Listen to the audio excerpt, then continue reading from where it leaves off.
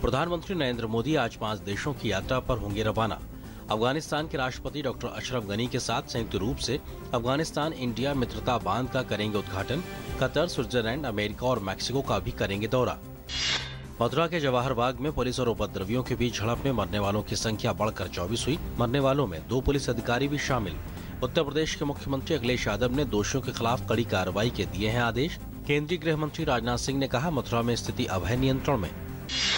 केंद्र सरकार देश में उच्च शिक्षा संस्थानों में 10 स्टार्टअप स्थापित करेगी, जिसमें युवा उद्यमियों में ऊर्जा और उत्साह बढ़ सकेगा। साथ ही सरकार शिक्षकों और अन्य स्टाफ की उपस्थिति दर्ज करने के लिए जल्द ही शाला अस्मिता योजना की करेगी शुरुआत। जम्मू कश्मीर के बिजबेहड़ा में बीएसएफ के काफिले पर घात लगाकर किए गए हमले में 3 जवान हुए शहीद। हमले में 7 जवान घायल। हिजबुल मुजाहिदीन ने ली हमले की जिम्मेदारी। उपराष्ट्रपति मोहम्मद हामिद अंसारी ने कहा है कि यूरोप और अफ्रीका के साथ भारत के व्यापार के लिए ट्यूनीशिया एक प्रमुख केंद्र बन सकता है। ट्यूनिस में उपराष्ट्रपति मोहम्मद हामिद अंसारी ने आतंकवाद को एक साझा खतरा बताते हुए कहा कि संगठित अंतर्राष्ट्रीय कार्यवाही से ही इसे पराजित किया जा सकता है। निर्वाचन आयोग ने कर्नाटक में राज्यसभा चुनाव से संबंधित स्टिंग ऑपरेशन के बारे में राज्य के मुख्य निर्वाचन अधिकारी से मांगी है रिपोर्ट। स्टिंग ऑपरेशन में कर्नाटक के विधायकों के एक समूह को एक टीवी चैनल पर राज्यसभा के एक उम्मीदवार के समर्थन के बदले में कथित रूप से पैसे की मांग करते हुए दिखाया गया है।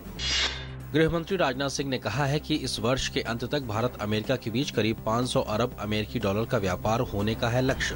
हैदराबाद में आयोजित Indo America chamber of commerce के 2 दिवसीय सम्मेलन का उद्घाटन करते हुए उन्होंने कहा कि प्रधानमंत्री नरेंद्र मोदी और अमेरिका के राष्ट्रपति बराक ओबामा के नेतृत्व में दोनों देशों के संबंधों को मिले हैं नए आयाम। बिहार में राज्यसभा के 5 सदस्य निर्विरोध चुने गए। जाने माने वकील राम जेठमलानी और लालू प्रसाद की बेटी मीसा भारती राष्ट्रीय जनता दल के टिकट पर चुने गए। इनके अलावा भाजपा के गोपाल नारायण सिंह तथा जनता दल यूनाइटेड के शरद यादव और आरसीपी सिंह राज्यसभा के लिए चुने गए।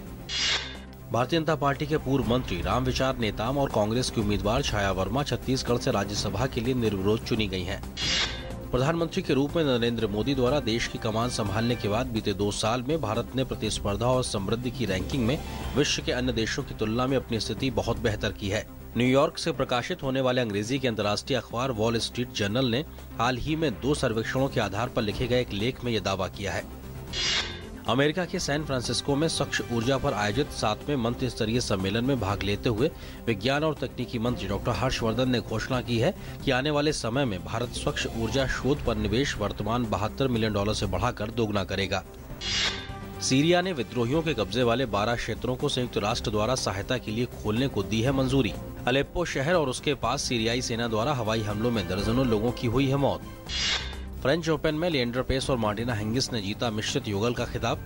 फाइनल में सानिया मिर्जा इवान डोडिक की जोड़ी को 4-6, 6-4, 10-8 से दी है मात। इस जीत के साथ ही लिएंडर पेस ने पूरा किया अपना करियर स्लैम। फ्रेंच ओपन के पुरुष एकल के फाइनल में नोवाक जोकोविच और एंडी मरे के बीच होगा खिताबी मुकाबला। फ्रेंच ओपन के महिला एकल के फाइनल में मौजूदा चैंपियन सेरेना विलियम्स का मुकाबला स्पेन की गरवाइन मुरुगोजा से होगा।